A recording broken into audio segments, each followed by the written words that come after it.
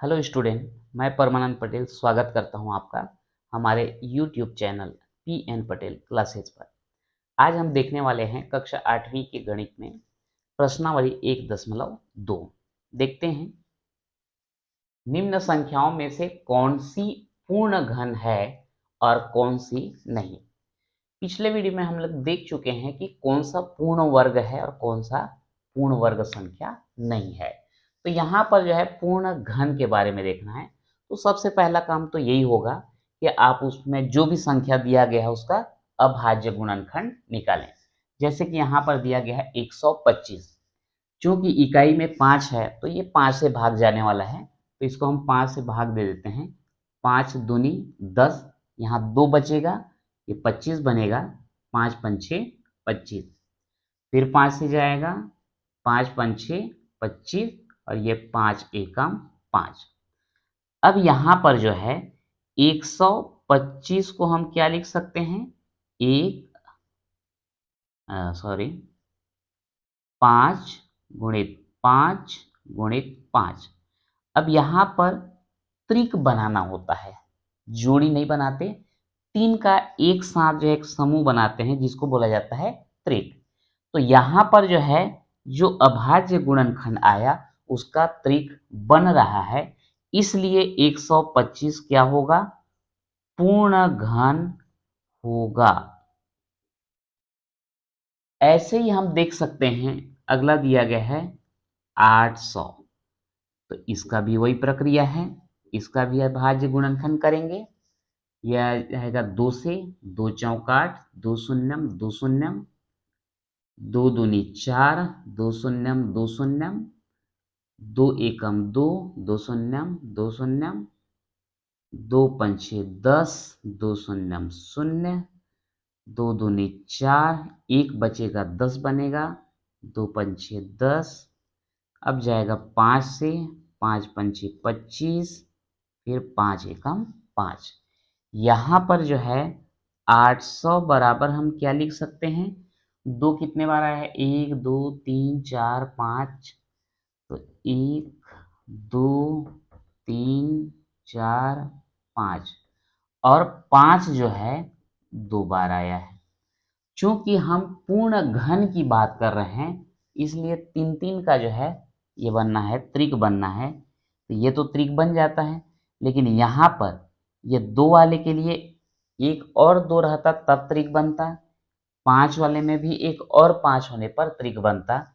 इसलिए चूंकि सभी गुणनखंड का त्रिक नहीं बन रहा है, इसलिए 800 जो है पूर्ण घन नहीं है। इसी प्रकार जो है 2744 का भी देख सकते हैं। यदि त्रिक बनेगा तो पूर्ण घन कहलाएगा, त्रिक नहीं बनेगा तो पूर्ण घन नहीं कहलाता। केवल यहाँ पर जरूरत है आपको अभाज्य गुणनखंड करके त्रिक बनाने की। तो देखते हैं 2744, इकाई में 4 है, 2 से भाग जाएगा, 2 एकम 2, 2 तिया 6, 1 बचा 14, 2 सत्ते 14, 2 दूनी 4, 2 छक्का 12, 1 बचता है ये 17, 2 अट्ठे 16, 1 बचेगा 12 बनेगा, 2 छक्का 12, फिर 2 से, 2 तिया 6, 2 चौक 8, 2 तिया 6। अब ये 2 से भाग जाने वाला नहीं है, 2 से नहीं जाएगा तो 3 से कोशिश करते हैं। 3 3 6 4 10, अंकों का योग 10 है जो 3 से भाग नहीं जाता, तो ये भी 3 से भाग नहीं जाएगा। अगला देखते हैं 5 से, इकाई में 0 या 5 चाहिए, 5 के लिए, वो भी नहीं हो सकता। अब देखते हैं 7 से, 7 चौक 28, 34 में 28 घटेंगे बचेगा 6, ये हो जाएगा 63, 7 से जाएगा, 7 चौक 28, 6 बचा 63 बनेगा, 7 निया 63, 7 सत्ते 49, 7 एकम 7। अब यहाँ पर हो जाएगा 2744 बराबर 2 गुणित 2 गुणित 2 गुणित 7 गुणित 7 गुणित 7।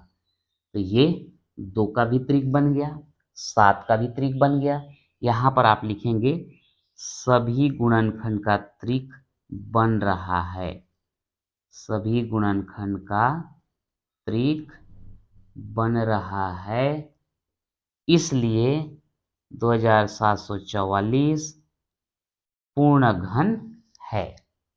देखो यहाँ पर पूरा का पूरा जो है त्रिक बना है, 2 का भी त्रिक बन गया, 7 का भी त्रिक बन गया, इसलिए 2744 क्या हो गया, पूर्ण घन है। इसी प्रकार जो है 832 दिया है, इसका भी देख लेते हैं। इकाई में 2 है, 2 से भाग जाएगा, 2 चौक 8, 2 एकम 2, ये बन गया 12, 2 छक्का 12, 2 दूनी 4। अब यहाँ पर थोड़ा मिस्टेक करते हैं, ध्यान देंगे, 2 दूनी 4 तो कर दिए, अब यहाँ 1 को पहले देंगे तो 1 जो है 2 से भाग जाता नहीं, 2 शून्यम 0, अब ये 1 और 6 मिलकर 16 बन जाएगा, 2 अट्ठे 16। लोग गलती क्या करते हैं, 2 दूनी 4 और उसके बाद 2 अट्ठे 16 कर देते हैं, बीच का जीरो नहीं लगाते। ये बीच का जीरो कैसे आया, एक बार आप देखना चाहो देख सकते हैं। इधर जैसे भाग देंगे 2 दूनी 4, ये तो कट गया, 1 को जब लाओगे भाग नहीं जाता, 2 शून्यम 0, अब 6 को उतारोगे तब होता है 2 अट्ठे 16। तो ये इसको ध्यान रखेंगे, 2 एकम 2, 2 शून्यम 2 चौक, 2 पंछे 10, 2 दूनी 4, 2 दूनी 4, 2 छक्का 12, 2 एकम 2, 2 तिया 6 और 13 एकम 13। यहाँ पर भी अगर हम इसको गुणनखंड के रूप में इधर लिखते हैं तो आ क्या रहा है, 832 का 2 जो है 1 2 3 4 5 6 तो आ रहा ही है, 1 2 3 4 5 6 और लास्ट में 13। ये 2 का त्रिक बन गया, यहाँ 2 का त्रिक बन गया, लेकिन ये 13 का जो है त्रिक नहीं बन रहा है, इसलिए 832 भी पूर्ण घन नहीं है। ठीक है, अब इसके बाद हम लोग अगले क्वेश्चन में चलते हैं। वह छोटी से छोटी संख्या ज्ञात कीजिए जिससे 256 को गुणा करने पर गुणनफल एक पूर्ण घन बन जाए। अब यहाँ पर 256 का अगर हम गुणनखंड करके देखते हैं, क्या होगा, 256 का गुणनखंड करेंगे तो इकाई में कितना है, 6, कितना से भाग जाएगा, 2 से, 2 एकम 2, 2 दूनी 4, 2 अट्ठे 16, फिर 2 छक्का 12, 2 चौक 8, 2 तिया 6 और 2 दूनी 4, 2 एकम 2, 1 बचेगा 12, 2 छक्का 12, 2 अट्ठे 16, 2 चौक 8, 2 दूनी 4, 2 एकम 2। अब यहाँ पर देखते हैं 1 2 3 4 5 6 7 8, कितना ये दिया गया, कितना मिला है हमको, 8 मिला है, 2 गुणित 2 गुणित 2 गुणित 2 गुणित 2 गुणित 2 गुणित 2 गुणित 2, त्रिक बनाएंगे, ये बन गया, ये बन गया। अब इसको त्रिक बनाने के लिए यहाँ पर त्रिक अगर बनाएंगे तो 1 और 2 जो है आपको और लगना है। अगर इधर 1 2 का गुणा करेंगे तो यहाँ भी 2 का गुणा होने वाला है। तो यहाँ से स्पष्ट हो जाता है कि यदि हम इस 256 में 2 का गुणा कर दें तो गुणनफल जो आएगा वो पूर्ण घन होगा।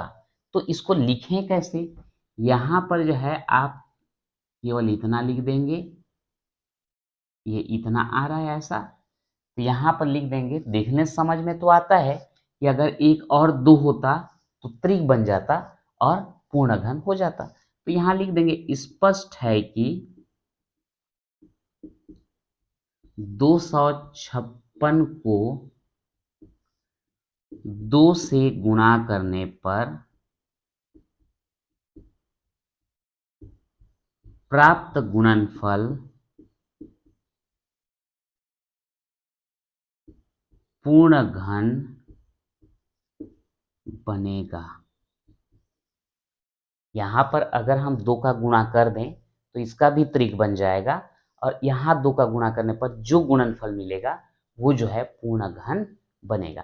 तो इस प्रकार से यदि आपको पूर्ण वर्ग के बारे में पूछता है या पूर्ण घन के बारे में पूछता है तो सीधा सीधा अभाज्य गुणनखंड करना होगा, और उसके बाद पूर्ण वर्ग के लिए जोड़ी बनाते हैं 2-2 का, और पूर्ण घन के लिए त्रिक बनाते हैं। अगर ये कंप्लीट हो जाता है तो पूर्ण वर्ग या पूर्ण घन बनता है, अन्यथा नहीं। अब अगला क्वेश्चन देखते हैं। वह छोटी से छोटी संख्या ज्ञात कीजिए जिससे 8019 को भाग देने पर भागफल एक पूर्ण घन बन जाए। सबसे पहला काम तो आपका गुणनखंड ही करना होगा, तो 8019 का गुणनखंड करते हैं। अब चूंकि यहाँ पर इकाई में जो है 0, 2, 4, 6, 8 नहीं है, 2 से तो भाग जाएगा नहीं, 3 से कोशिश करते हैं। 9, 1, 10 और 8, 18 अंकों का योग 18 हो रहा है, जो कि 3 से भाग जाता है।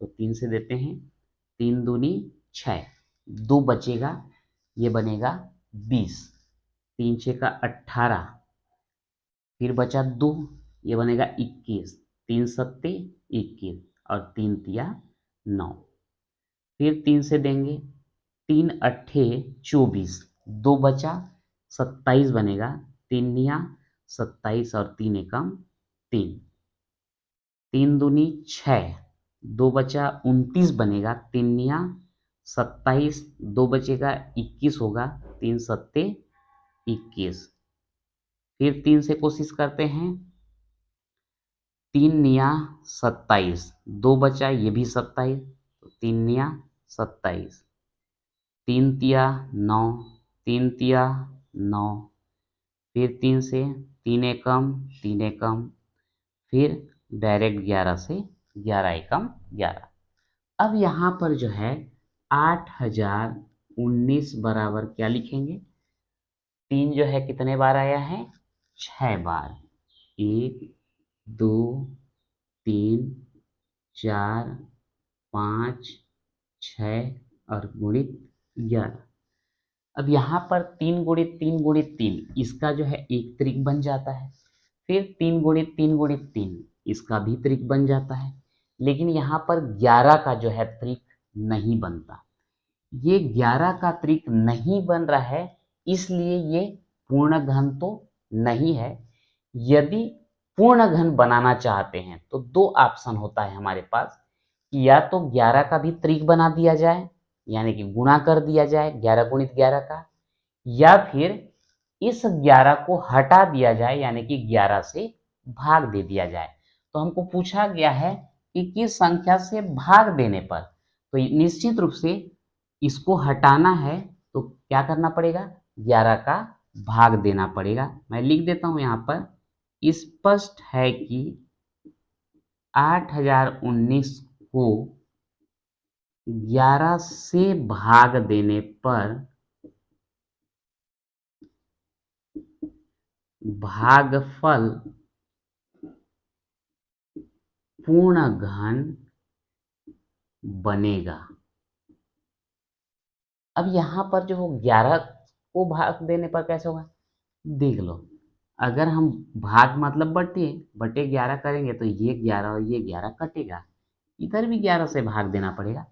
तो ये देखो 11 11 कट गया, शेष जो भी बच रहा है उसका त्रिक बन गया। इसलिए जो है यहाँ पर हम लिखे कि 11 से भाग देने पर भागफल क्या बनेगा, पूर्ण घन बनेगा। तो आज के वीडियो में हम लोग इतना ही देखते हैं, मिलते हैं फिर नेक्स्ट वीडियो में।